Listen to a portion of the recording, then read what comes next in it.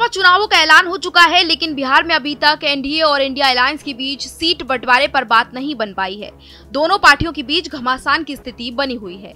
जानकारी के लिए बता दें कि एनडीए में अभी 6 दल शामिल हैं, तो वहीं इंडिया अलायंस में फिलहाल 5 दल शामिल हैं। पशुपति पारस की राष्ट्रीय लोक जनशक्ति पार्टी और उपेंद्र कुशवाहा का राष्ट्रीय लोक मोर्चा अभी एनडीए में है, लेकिन दोनों को मन मुताबिक सीटें अगर नहीं मिलती हैं, तो शायद ये गठबंधन टूट के कगार तक पहुंच सकता है, क्योंकि पशुपति पारस ने तो पहले ही बीजेपी को एनडीए छोड़ने की धमकी दे डाली है, जिसके चलते कयास लगाए जा रहे हैं कि ऐसे में दोनों बिहार में आरजेडी के नेतृत्व वाले अलायंस इंडिया अलायंस में शामिल हो सकते हैं।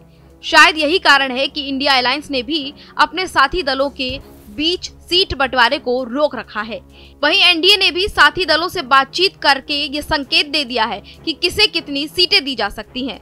वहीं अगर बात की जाए आरएलएम के उपेंद्र कुशवाहा की, तो उपेंद्र कुशवाहा कुछ बोल तो नहीं रहे हैं, लेकिन उनके मन में भी नाराजगी है। वहीं बात की जाए जीतन राम मांझी की, तो वो भी संतुष्ट नहीं है, लेकिन भाजपा उनको संतुष्ट करने की पूरी कोशिश में है। उनके बेटे संतोष सुमन को भाजपा ने मंत्री बनाकर उन्हें बिहार में 3 महत्वपूर्ण विभाग देकर संभालने की पूरी कोशिश की है। उपेंद्र कुशवाहा 3 सीटों की मांग कर रहे हैं। उनकी तत्कालीन पार्टी आरएलएसपी को 3 सीटें मिली थी। तीनों पर उनके उम्मीदवार जीते भी थे, इसीलिए वे इस बार भी 3 सीटों की मांग कर रहे हैं, लेकिन भाजपा उन्हें एक ही सीट देना चाहती है। जीतन राम मांझी तो गया कि एक ही सीट मांग रहे थे, उन्हें अब ये सीट मिलेगी या नहीं, इस पर भी अभी संदेह है। आपको बता दें कि ये हाल सिर्फ एनडीए का ही नहीं, बल्कि इंडिया गठबंधन का भी कुछ इसी तरह का हाल है।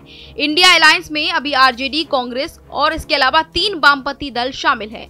उसे उम्मीद है कि पशुपति पारस भी उनके दल में आ सकते हैं, उपेंद्र कुशवाहा भी उनके खेमे में जा सकते हैं। यही वजह है कि आरजेडी के नेतृत्व वाले इंडिया अलायंस ने पर्याप्त सीटें होने के बावजूद भी अभी तक सीटों का बंटवारा रोक रखा है। हाँ, एक बात सामने जरूर आ रही है कि आरजेडी खुद 30 सीटों पर अपने उम्मीदवार उतारने की तैयारी में है। बाकी 10 सीटों में वह साथी दलों को संतुष्ट करना चाहती है। खैर, अब देखना ये होगा कि इंडिया और एनडीए के भीतर सीट बंटवारे को लेकर घमासान जो चल रहा है वो कब शांत होगा।